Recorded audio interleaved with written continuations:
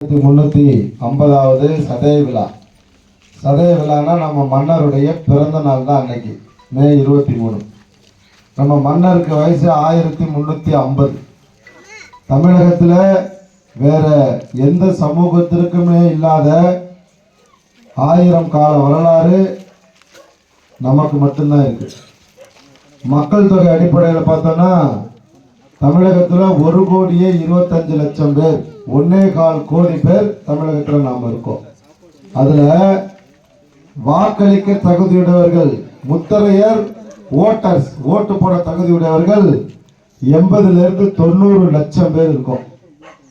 பெரும்பான்மையான சமூகம் வரலாற்று ரீதியாக பார்த்தோன்னு சொன்னா 1000 கால வரலாறு கொண்ட சமூகம். இந்த சாதிய தொடர்ச்சியா தமிழகத்தை ஆளக்கூடிய அதிமுக, திமுக இந்த 2 கட்சியுமே எந்த சாதியெல்லாம் பெரும் எண்ணிக்கையில் இருக்காங்களோ அவங்கள மதிக்கிற இந்த அதிமுகவும் திமுகவும் நம்ம சாதியை மதிக்கிறதே கிடையாது. மதிக்கிறதுனா என்ன? நாம பெரும்பான்மையா இருக்க கிராமங்கள்ல அடிப்படை வசதி கூட இல்லை. ரோடு, தெருவிளக்கு, குடி தண்ணீர், சாக்கடை வசதி, இதுதான் அடிப்படை. ஒரு கிராமம்னு எடுத்தா இந்த அடிப்படை வசதியாவது குறைஞ்சபட்சம் இருக்கணும். ஏன்னா இந்த நாடு சுதந்திரம் அடைஞ்சு 3/4 நூற்றாண்டுக்கு மேல ஆயிடுச்சு. 75 வருஷத்தை கடந்துட்டோம்.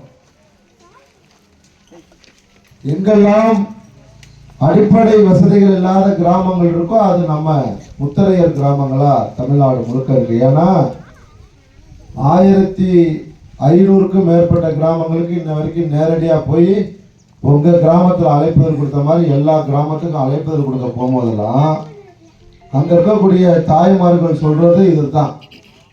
சுடுகாட்டுக்கு ரோடு இல்லை, பால்வாடி இல்லை, சின்ன சின்ன விஷயங்கள். இது இல்லாம பகுதி நேர ரேஷன் கடை இல்லை. இதெல்லாம் உங்க ஊர்ல இருக்கா அம்மா? இல்ல, இந்த ஊர்லயும் இல்லை. இங்க யாரு பொறுப்பாளரு? தயவு செஞ்சு கருப்புசாமி இதெல்லாம் உடனே மாநாட்டுக்குள்ள மனு கொடுத்து ஆர்ப்பாட்டம் பண்ணணும். மாவட்ட செயலாளர் வரலன்னா மாவட்ட செயலாளர் மாத்திடலாம். ஆண்டியம்பலத்தை பார்த்துக்க. இப்படி தமிழ்நாடு முழுக்க அடிப்படை வசதிகள் இல்லாத கிராமங்கள் நமது கிராமங்கள். அதனாலதான் நேரடியா போய்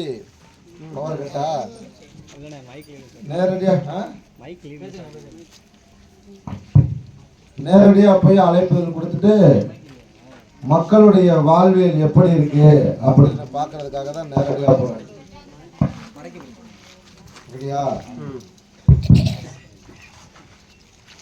5000க்கும் மேற்பட்ட கிராமங்களுக்கு நேரடியா போய் அழைப்புதல் கொடுக்கணும்னு ஏன் முடிவு பண்ணனா, இதெல்லாம் போய் பார்த்தாதான் ஒரு சமூக தலைவரா இதெல்லாம் நான் தெரிஞ்சுக்கணுங்கிறதுக்காக தான் நேரடியா போய் பார்க்கிறோம்.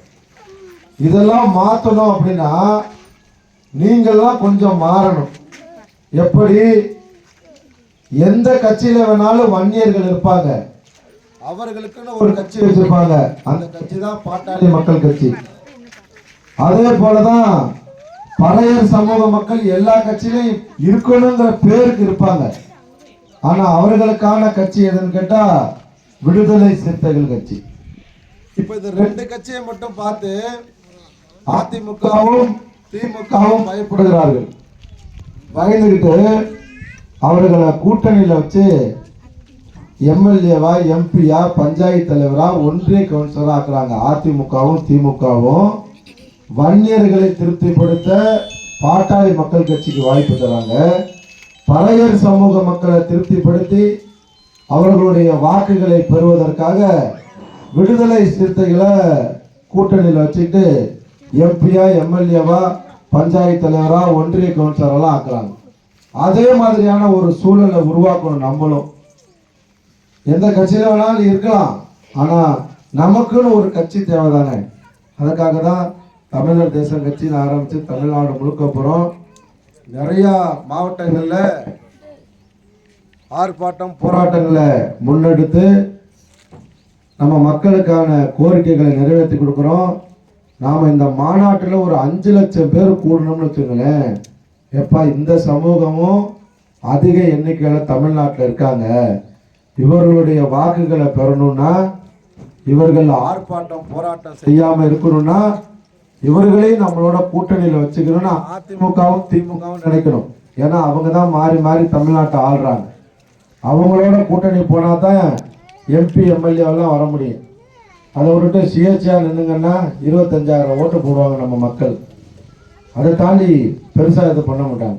ஆகையால நாமளும் 2026க்கு பிறகு நமக்கான அரசியலை முன்னெடுக்க, அதுக்கு தான் இந்த மாநாட்டுக்கு பேரு முத்தரையர்களின் அரசியல் அதிகார மீட்பு. அரசியல் அதிகாரத்துக்குள்ள போறோம். அதுக்கு நீங்கள் எல்லாம் முழு ஒத்துழைப்பு கொடுத்து இந்த கிராமத்திலிருந்து வாகன ஏற்பாடு பண்ணுவாங்க. மாநாட்டில் தாய்மார்களும் பெரியோர்களும் இளைஞர்களும் கலந்துக்கிட்டு, தமிழகத்தில் நாங்கள் தான் பெரும்பான்மையான சமூகம், எங்களுக்கான அரசியல் அதிகாரத்தை எங்களிடமே கொடுன்னு கேட்க போறேன். 5 லட்சம் பேரை வச்சுட்டு கேட்டனா தான் இந்த சமூகத்தை மதிப்பாங்க.